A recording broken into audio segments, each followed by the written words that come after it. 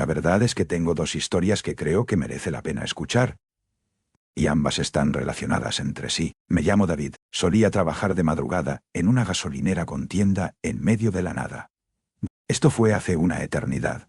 Y solo lo menciono porque fue antes de que todos los establecimientos tuvieran sistemas de seguridad de última generación y cámaras cubriendo cada centímetro cuadrado. No es que no existieran, sino que no eran una prioridad. Además, el dueño era un tacaño. La mayor parte de las noches solo estábamos yo y la tienda, desde las 11 de la noche hasta las 7 de la mañana, y casi no pasaba nadie. Una noche cualquiera, estaba haciendo lo de siempre, apoyado en el mostrador con una revista en la mano, intentando que el aburrimiento no me durmiera. Era tardísimo. La tienda tenía esa asombrosa capacidad de fundir todas las horas impías de la madrugada en un solo bloque de miseria, y había un silencio sepulcral. ¿Sabes ese débil zumbido que hacen las luces fluorescentes viejas? Ese era el único ruido que escuchaba en horas, y mi cerebro ya se había adormecido ante él. Supongo que eso explica por qué me di un susto de muerte cuando sonó la campana de la puerta principal. Levanté la vista, y allí había un hombre entrando.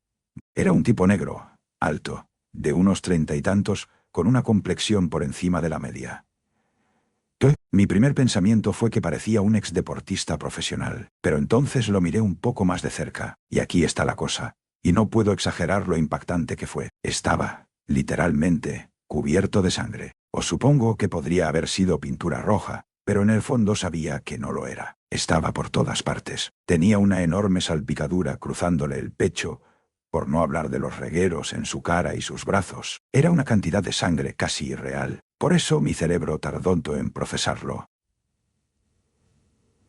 Pues fue una de esas visiones únicas que te paralizan la mente por unos instantes, porque no encajan en ninguna categoría de tu experiencia vivida.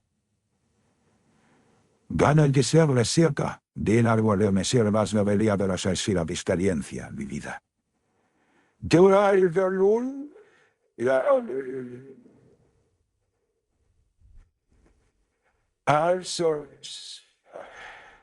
Pero lo que realmente me atrapó fueron sus ojos. Estaban vacíos. No sé de qué otra forma describirlos.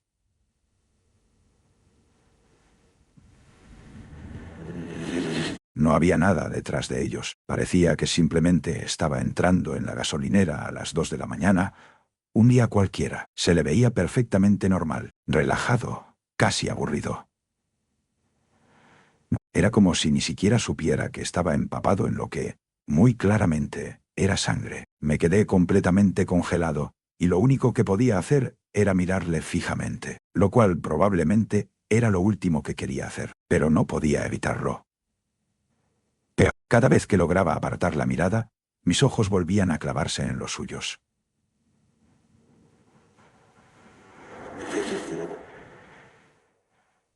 Alterno con Vingar y equipos tramas a los suyos. Obviamente, se dio cuenta. No estaba seguro de qué esperaba que hiciera, pero desde luego, no esperaba que me sonriera. Y entonces, con la mayor de las calmas, dijo, «No te preocupes, no es mi sangre», como si eso fuera a hacerme sentir mejor. No lo hizo. Mi cerebro disparó todas las alarmas de emergencia. Este tío es un asesino.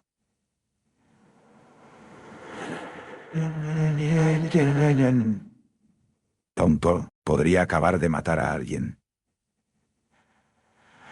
Podría matarme a mí. Me estaba cagando de miedo. Pero entonces, mi instinto de supervivencia se activó.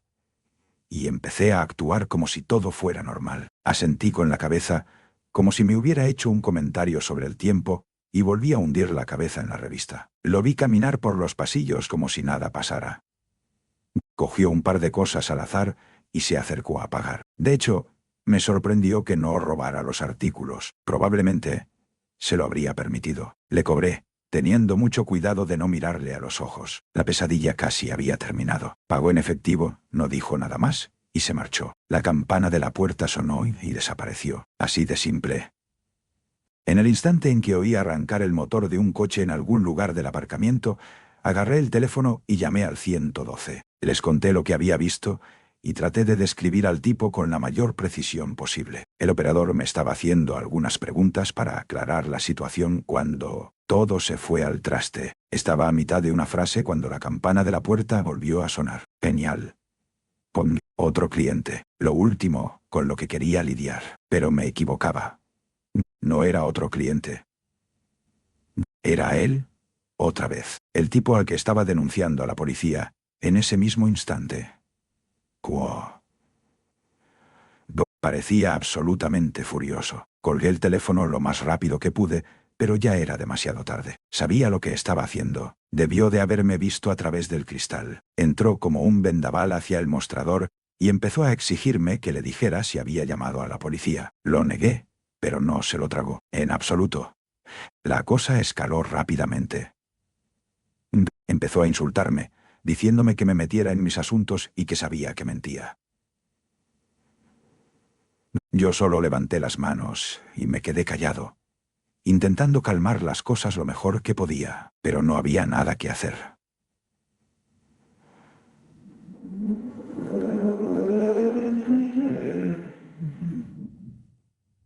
Su voz era cada vez más alta, y esos ojos vacíos de repente se llenaron de rabia. Al principio, pensé que solo iba a gritarme, pero lo vi un segundo demasiado tarde. Saltó por encima del mostrador y me atacó. No me refiero a que trepara por él, me refiero a que se lanzó volando sobre el mostrador y me placó contra el suelo antes de que pudiera siquiera reaccionar. En cuestión de 2 segundos, pasó de gritarme a intentar estrangularme. Estaba luchando por mi vida. Pensé que iba a morir. Nunca antes me había peleado a golpes, y estaba seguro de que este tipo quería acabar conmigo. Me revolví salvajemente, pataleando, arañando, incluso mordiendo. Solo intentaba sobrevivir. Podía sentir su sangre, o la sangre de quien fuera, untándose por toda mi ropa y mi cara. Seguíamos rodando por el suelo cuando recurrí a mi última opción.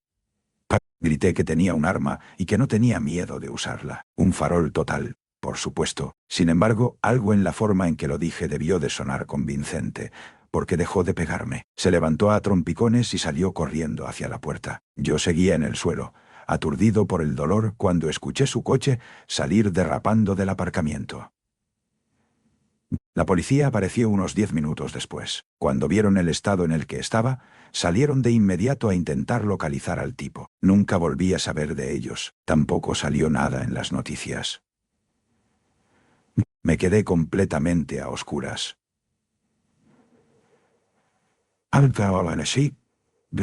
oscuras ha sido, de lejos, la experiencia física más aterradora que he vivido jamás. Vale, si pensaste que eso fue una locura. Te prometo que esto es peor. Unos meses después del primer incidente, seguía trabajando en la misma gasolinera, lo cual probablemente fue mi primer error, pero necesitaba el dinero. Y me había convencido a mí mismo de que había sido un suceso aislado. Algo extraño que no tenía ninguna posibilidad de volver a repetirse. Pero no fue así. Era otra noche de madrugada cuando ocurrió lo siguiente. Las circunstancias eran prácticamente idénticas. Estaba solo en la tienda, muriéndome de aburrimiento. Entonces, un hombre entra y llama inmediatamente mi atención. Lo primero que me pareció extraño fue que llevaba un traje, y no un traje cualquiera. Este parecía muy caro, era gris oscuro, y estaba perfectamente a medida. No pintaba nada en una gasolinera a las tantas de la madrugada, vestido así. Pensé que quizás venía de una boda o de algún tipo de evento de empresa. Pero la gente importante no entra en gasolineras en medio de la nada con trajes caros. Ese tipo ni siquiera echó un vistazo a los pasillos. Claramente no estaba ocultando sus intenciones. Caminó directo hacia mí. No habló. ¡Qué lineal! Ni siquiera me miró a la cara al principio. Simplemente metió la mano en el bolsillo de su chaqueta y sacó una fotografía. Al principio estaba más que confundido, pero luego miré la imagen y no podía dar crédito a mis ojos. Era una foto de ese tipo, el tipo que había entrado en la tienda lleno de sangre y que había intentado matarme. La foto no era 100% nítida, pero estaba seguro, sin lugar a dudas, de que era la misma persona. Intenté disimular mi sorpresa, pero no creo que hiciera un buen trabajo. Mantuve mi cara pegada a la foto, pero podía sentir a ese hombre observándome. Cuando por fin levanté la vista para clavar mis ojos en los suyos, simplemente me miraba fijamente, como si estuviera estudiando mi rostro o leyendo mi mente. Fue dolorosamente incómodo. Y entonces, tras una pausa larguísima, Por fin, habló. Su voz era sorprendentemente áspera, casi como si se acabara de fumar un paquete entero de cigarrillos. Me preguntó si alguna vez había visto a ese hombre antes, y yo respondí inmediatamente que no. Tonto, parecía la respuesta correcta, aunque en ese momento no pudiera explicar por qué. Simplemente no quería involucrarme en el tipo de actividad ilícita que estuviera ocurriendo, y mi instinto me gritaba: «Niega, niega, niega». El hombre del traje no respondió. Se limitó a seguir mirándome con esos ojos fríos y calculadores que yo era incapaz de descifrar. Era muy inquietante.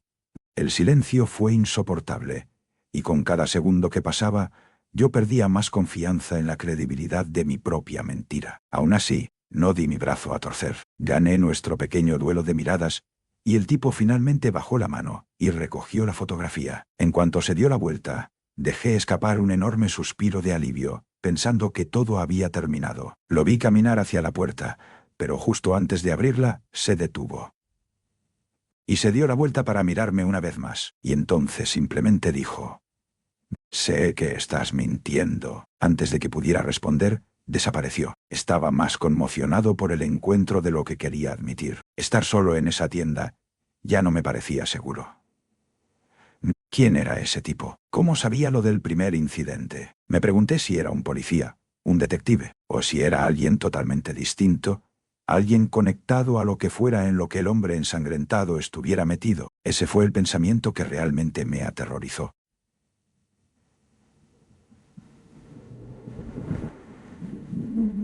No llamé a la policía esta vez, en parte porque no sabía ni qué decirles, y en parte por el trauma de lo que me pasó la última vez que lo hice. Sin embargo, no ocurrió nada durante un tiempo. Empezaba a relajarme. Hasta que un par de semanas después, empecé a notar que algo iba muy mal. Empecé a ver el mismo todoterreno plateado en varios lugares durante mi día a día. Al principio, estaba aparcado al otro lado de la calle de la gasolinera durante mis turnos de día, pero luego lo vi en el aparcamiento del supermercado al que iba a comprar. Una vez lo vi en mi propia calle, y ahí fue cuando las alarmas se dispararon. No soy una persona paranoica, pero cuando ves el mismo vehículo en varios sitios diferentes a lo largo de 2 semanas, empiezas a dudar. Tenía el presentimiento de que sabía quién era. Era el hombre del traje. Tenía que ser él. Lo peor de todo era no saber cómo había descubierto dónde vivía. De alguna manera, me había rastreado. Yo vivía solo por aquel entonces. Convencí a mi mente de que las cosas se calmarían si simplemente lo ignoraba.